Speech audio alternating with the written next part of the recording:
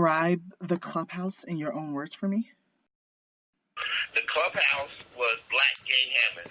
And the Clubhouse became the place to go on a Saturday night. On the outside, it looked like an old raggedy warehouse.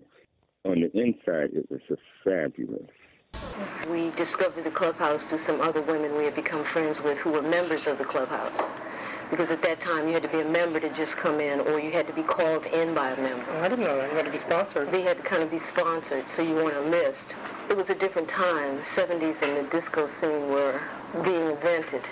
And the way that black people put a spin on that reality was really quite something to see and gay black people at that. To see that manifested in a club like the Clubhouse was something that was black-owned and operated. There were a lot of legendary people there. Some were legendary for a night, and some were legendary for years. The DJs were the maestros of the orchestra, and the dance music was the beat of life. And the dancers, we celebrated in movement, in rhythm, in freedom, and in love. It was a time of liberation. We were coming through right after the March on Washington, the assassination of King, of Malcolm X, of Robert Kennedy.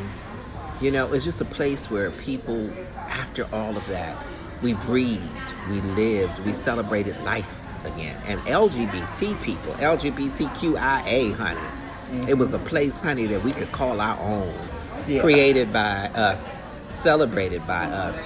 There was so much violence towards gay people. I think the older people would let us into clubs, even though they knew we were young, because we were safe inside of there. There was no IDing and all of the shit that goes on now.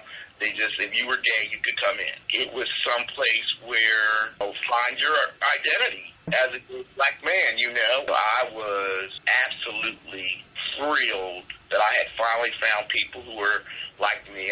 We were all dressed very covered up, baseball hats, big coats and everything. Once we got all that shit off, we had all of our blaney clothes on under that. We always had book bags because we had changes of outfits, because if you went to the Clubhouse, you were going to dance, you were going to get absolutely soaking wet. You would be walking down Upshur Street, and you would walk into a group of girls, or you see somebody coming across Georgia Avenue, you know, but just by the dip, the walk, the twirl, how their head threw up, or how they nodded, and it would go, "Are you one of the children?"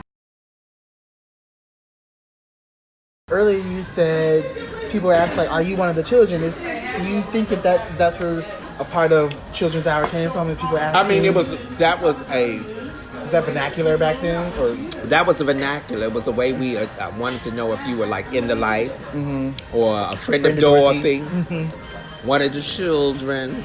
Was that more of a black thing, or? I think the black kids, we ruled that saying. Okay. Are you one of the children? Are you in the life? It was something about us that I think that with the, people of color, meaning the Latin children, the colorful children, the fabulous children. We just, it just had something about a ringer would roll off. And if you had an accent, are you one of the children?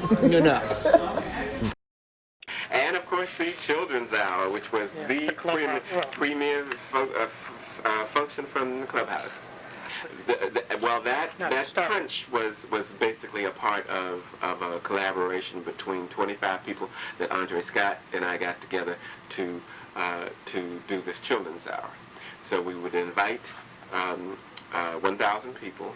We would charge $25 to get in. One of my biggest things is I want you all to be able to talk about those who didn't make it, and to put some of these pictures up online and have stories about these people. His name was Freddie Camacho, but everyone called him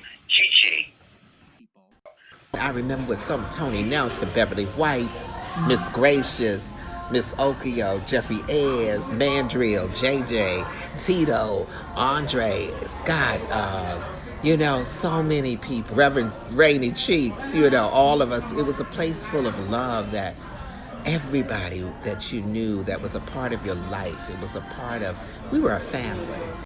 We were the kings and queens of the dance floor, and we ruled it and ruled it well. I think the Clubhouse was like going to Buckingham Palace. Okay. And we were the royal family, all of those who entered the door.